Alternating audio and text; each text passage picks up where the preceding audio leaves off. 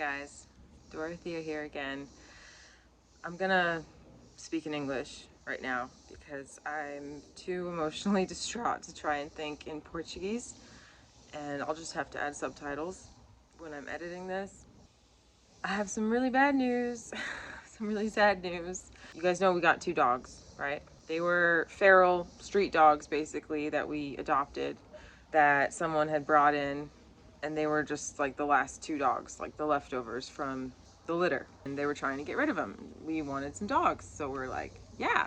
Very shortly after we got them, one of them, Baxter, was run over, which was sad, of course, but like we'd just gotten them, so we weren't like so attached, and in a way it was kind of a blessing, because going from 2 to 1, it made training a lot easier for me. I'm the one who's like mainly responsible for the dogs because I'm home all day, right?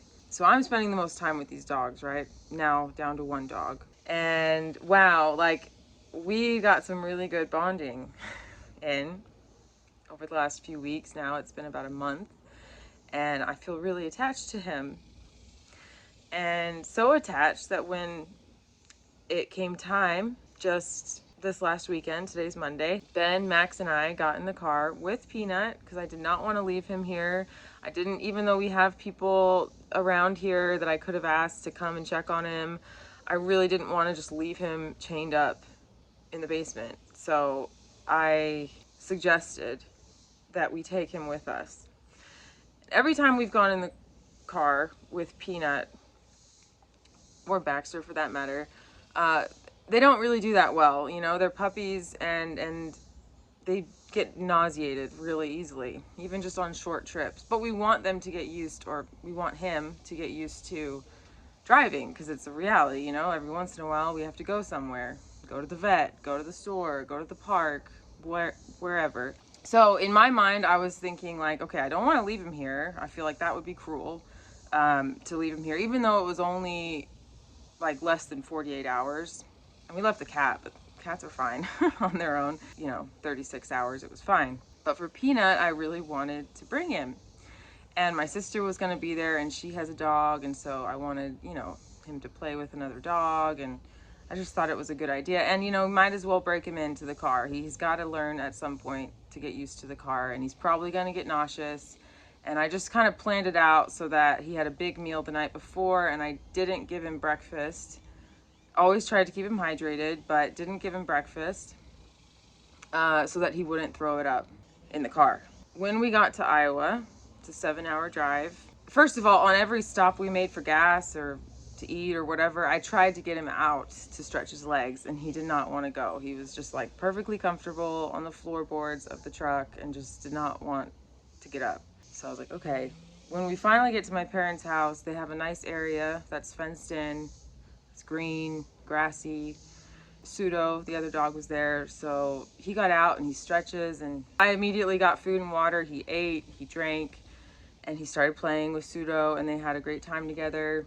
Towards the end of the day, after Pseudo left, he was kind of lethargic. I kept on trying to urge him to drink water or eat something.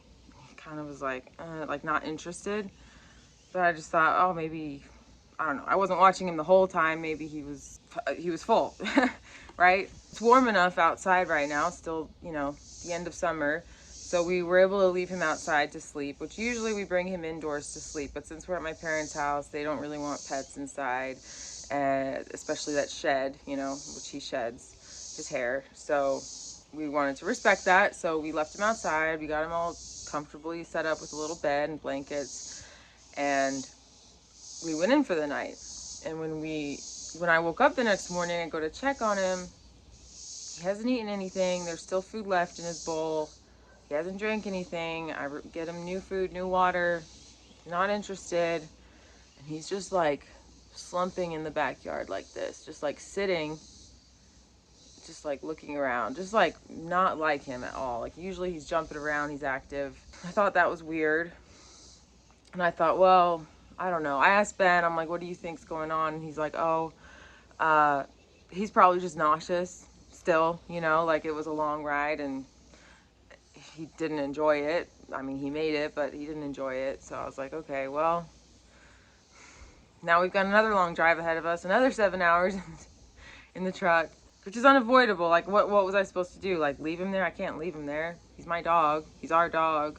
I wouldn't want to leave him there anyways, but I just felt bad, like, putting him through another 7 hours after we just gotten settled, you know. But that was the trip. It was a quick trip. We had some things to do, people to see, places to go, and that was it. Come home yesterday, get here around 5 or 6 in the evening, and Peanut had been like dry heaving in the car a little bit. Like, he didn't have anything in his system, but anything that he had, he was just like trying to throw up, but he couldn't. We get him and he's like barely able to even walk when we get back here, and I'm really concerned at this point. But it's Sunday evening, like the vets are closed. There's nowhere to, I don't even know, like, I don't even know what to do, or like how to comfort him, you know, just give him all the love I can, try and get him to drink and eat, which I did.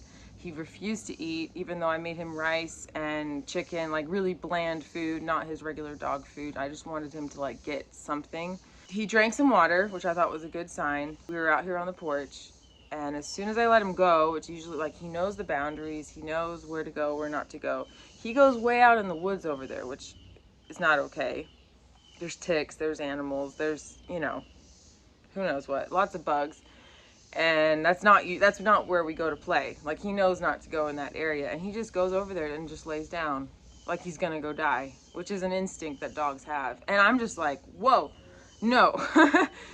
You do not give up this easily, Peanut. No, like, I'm not ready for this. And I was gonna go in, and then Ben offered to go into the woods because there's lots of bugs, and he went and got him, and we brought him inside, just trying to shower him with love and pet him and everything.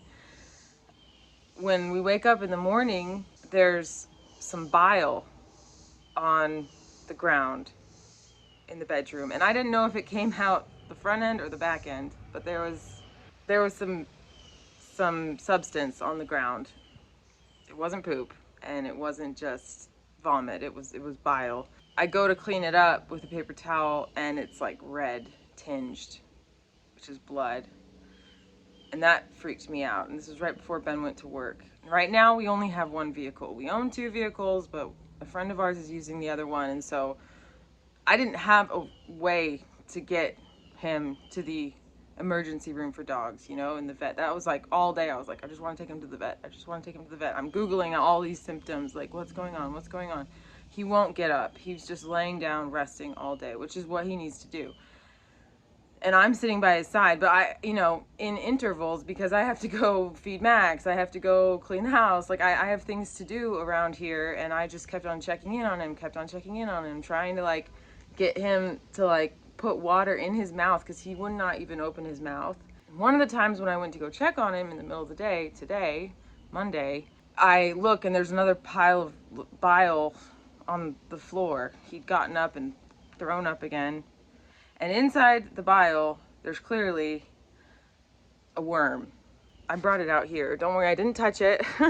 It's all dried up and dead now. But that's the proof I have that, you know, that was inside of him and it came out. That freaks me out. I call Ben. He's like, take him outside, put him on the leash, get him set up with his bed outside in the basement. It's cool down there. He'll be fine. Get him food and water. But bleach everything in the house, like bleach it all, because worms are contagious and they can infect humans, and you don't let the cat go outside, like, you know, just clean up, which I did.